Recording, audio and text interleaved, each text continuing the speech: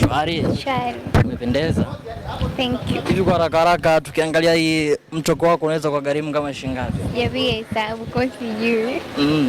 Wewe huwa kwenye mavazi upigagi hesabu ukiwa unavaa? Kwa outfit ya leo sijui. Sasa jamani, si vitu vinanunuliwa ndo tunavaa. Ndio. Kwa sijui jumla ni shilingi ngapi. Yeah. Sasa kwa haraka haraka labda kwa mara ya kwanza pengine watu wanakuona kwa sababu wewe ni msanii ambaye sio mara umekuwa muda mrefu unafanya interview. Pengine kwa mara ya kwanza mtu anakuona. Hem, tupitishe kidogo historia yako fupi ya kutoka Mbeya mpaka ukaja jijini Dar es Salaam kwenye mitikasi ya kimusic. Historia haiwezi kuwa fupi kwa sababu safari ni ndefu, lakini ipo kwenye mitandao na kila mtu anaweza kaiona. Ndio huyo mimi Pipi Jojo. Okay, so far Pipi Jojo muonekano wako ni mkubwa sana kwa sababu the ulipotambulishwa na Chief Godlove Mwakibete mpaka na matamko aliyotoka sasa hivi unaona unasimamia wewe kama wewe. So far ulikuwa unataka tujue kwamba unaistamilivu hii hali au ulikuwa unataka kuona nini ambacho kimetokea?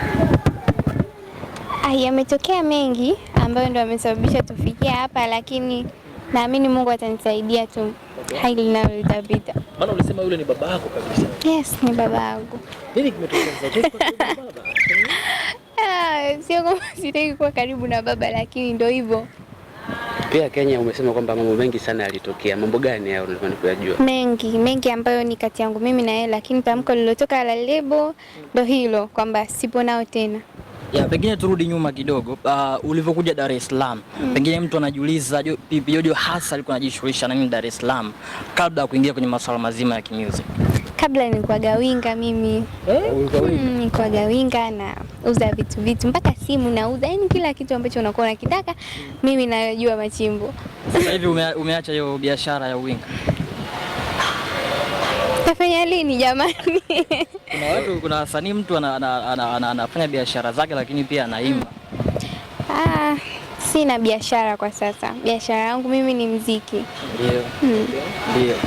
Sawa, nataka kufahamu pia kwa sababu kipindi chetu kuna kujua kama Glad, lakini sasa hivi unaitwa Pipi Jojo. Na hilo jina limetoka kwa Chief Godlove bila shaka.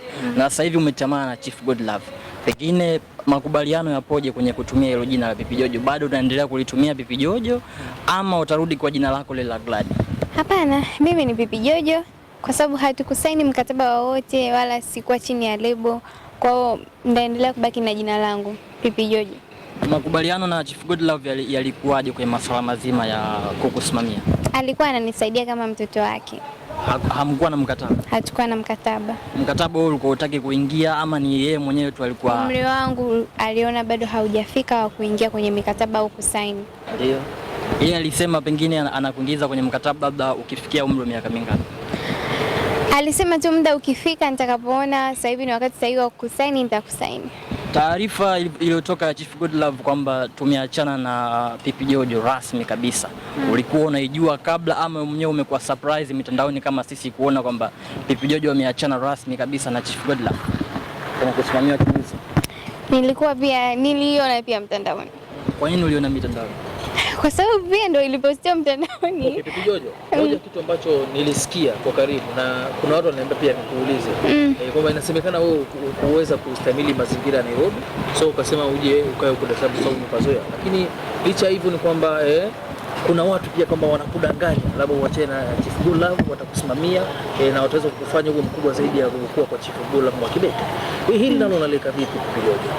Cha kwanza kustahimili mazingira ya Nairobi, jamani, Nairobi ni sehemu pazuri na ukiangalia sio kwamba yani tupo pale kama kutalii au vile vacation, naweza nikasema hivyo. Lakini cha pili, hivi unaona mimi kuna mtu anaweza kanidanganya tu jamani, mkiniangalia mtu anakuja ananidanganya nini? Ananiambia nini cha kunidanganya? Hakuna mtu yeyote ambaye anaweza akatokea akasema kwamba labda toka kwa chief mimi nitakusimamia. Hiyo ni ngumu kwa sababu yule alikuwa kama baba yangu. Alikuwa ni kama baba yangu. Ni kama baba yangu. Sasa hivi ni kama baba yangu. Kwa hiyo ni ngumu mtu kuja kuniambia eti. Sasa mnawasiliana lakini. Hapana, toka taarifa itoke hatujawahi kuwasiliana. Kwa nini unawasiliana wakati ni babako? Sina simu. Sina simu. Simu ulikuwa unaitumia ulipotoka Kenya? Ulikuwa na simu? Hapana. Yaani simu ninayo lakini SIM card sina.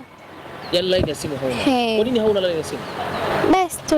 Au kupendelea mambo hayo? Okay, so bado sijapata. Nini kilitokea huko Nairobi? Kwa sababu kuna maneno mengi yanazungumzwa, mara studio alikuwa anakutaka na mambo mengi. Hebu tuambie kinachoendelea. Hakuna kitu kama hicho. Jamani, watu acheni kumsingilia baba watu mambo kama hayo. Yapo mengi ambayo yametokea na naamini kuna siku yeye mwenyewe atakuja na atayazungumzia, lakini mimi siwezi kuzungumzia chochote, ila ndio hivyo, nimetoka for good.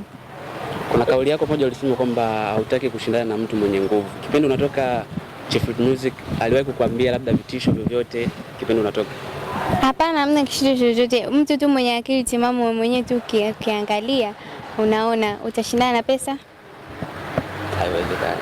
Thank you. Sawa, kwenye kauli yako kwamba uliozungumza kuhusiana kwamba ulishtuka wewe umeshtuka kama sisi ambao tulivyoshtuka kuona kwamba taarifa ya kuachana na Pipi Jojo kusimamiwa kimusic. Inaonekana kulikuwa na sababu labda behind mpaka wewe ukaachana rasmi kabisa na Chief Godlove kwenye masuala mazima ya kimusic. Ndiyo. Sababu ilikuwa ni nini hasa? Wewe ndio ulikuwa unataka kuacha kusimamiwa na Chief Godlove ama yeye alikuwa anataka kuacha kukusimamia wewe? Hapana, tulikuwa tuna conversation ambayo tulikuwa tuna chat usiku ule kabla ya mimi kutoka. Yaani kabla ile tangazo kutoka. Yeah. So katika kuchati kuna mambo ambayo tulikuwa tuna chat. Yaani kama vile tulipishana kidogo. Katika kuchati akawa ameniuliza, "Mbona hizi SMS zako ni kama unataka kujisimamia mwenyewe?" Nikamwambia ni kweli, natamani. Yaani natamani ingekuwa hivyo. Kama natamani ningekuwa mwenyewe kuliko hivyo. Kwa baada ya hapo asubuhi ndo nikakuta. Sawa, Nairobi, kwenye masuala mazima ya Nairobi, wewe pengine ndo ulianza kurudi hapa Dar es Salaam kabla ya Chief Godlove? Chief kwani yupo da? Hayupo bado. Yes, mimi ndo nirudi mwenyewe. Sababu ipi ile kufanya urudi kutoka Nairobi?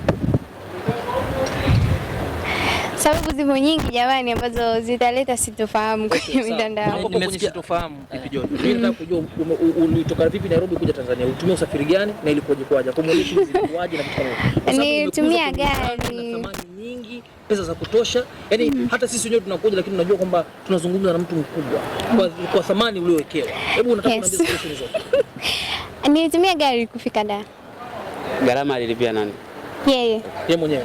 So far sasa hivi uko wapi na nani ambaye anakusimamia sasa kwa sasa hivi? Niko tu mwenyewe, sisimamii na mtu yoyote. Niko tu. Usiku kwa mkeo ametangazwa msanii ambaye anaitwa Scorpion King. Na msanii huyu inasemekana kwamba alifahamika kupitia challenge ambayo alifanya kwa Pipi Jojo. Kwanza unamfahamu Scorpion King na Mshala Bakonana? Mimi namfahamu kwa sababu mimi nilikuwa na rap TikTok. Kwa yule sasa anaitwa Tigan. Yes, kona nisiseme namfahamu vizuri sana na najua kwa anajua. Umebariki kama dada kiongozi wa lebo? Mimi sio kiongozi na mimi sio ambaye kwanza kusimamiwa na chief. Umebariki hilo? Mimi sikusimamiwa, mimi nilisaidiwa. Kwa mimi siwezi kusema kwamba nibariki. Na maana kama Tigan yeye ndo atatakiwa aseme kwamba sasa hapa mimi kaka mkubwa na bariki fulani aingie kwenye lebo hivyo. Subscribe.